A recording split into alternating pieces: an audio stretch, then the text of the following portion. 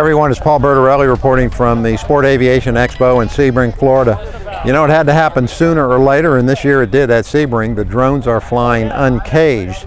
For the first time on an official airport, at least that we know of, drones are being allowed to race. They've got an officially sponsored race here at Sebring, and we talked to Todd Wall of FPV Live about how it all works.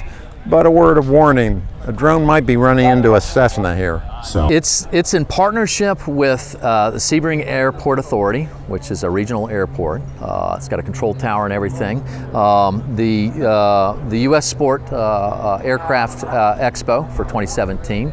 And the AMA, which is the Association of Model Aeronautics, the FAA, right, Federal Aviation Administration, and MultiGP. And so it's the only time that a control tower, airport, or an open air show, an expo, has ever had an open air drone racing event, or anything drone related. Most drone events at these sort of general aviation shows are contained in a netting situation, mainly because of the fear factor, you know what I mean? Worried about one flying away or a pilot going rogue or something of that sort. So ultimately,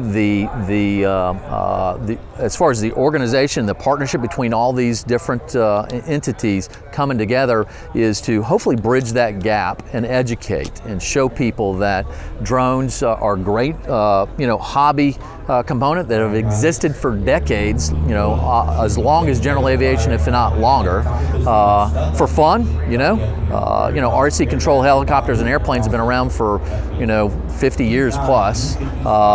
The sport element, the competitive component, which is what we're really demonstrating, the hobby and sport element today. And then we got the commercial element and the STEM, the educational element. This race course is unique and unusual in the fact that we've got a netted in corridor that spectators can walk into. The pilots are centrally located in the middle here. You can see behind me.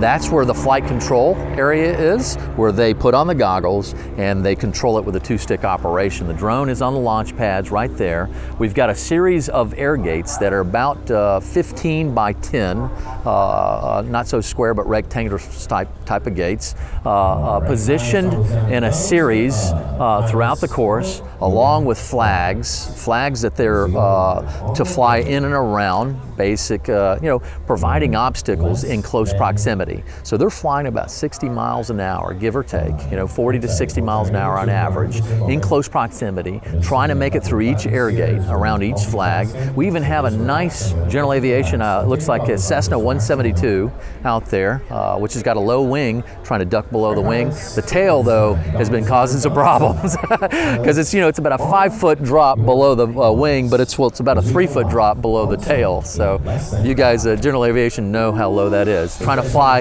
at 60 miles an hour below that wing has been interesting. Surprisingly enough, though, they haven't hit it as much as I thought they would. So we're live streaming right now over the these 3 days here.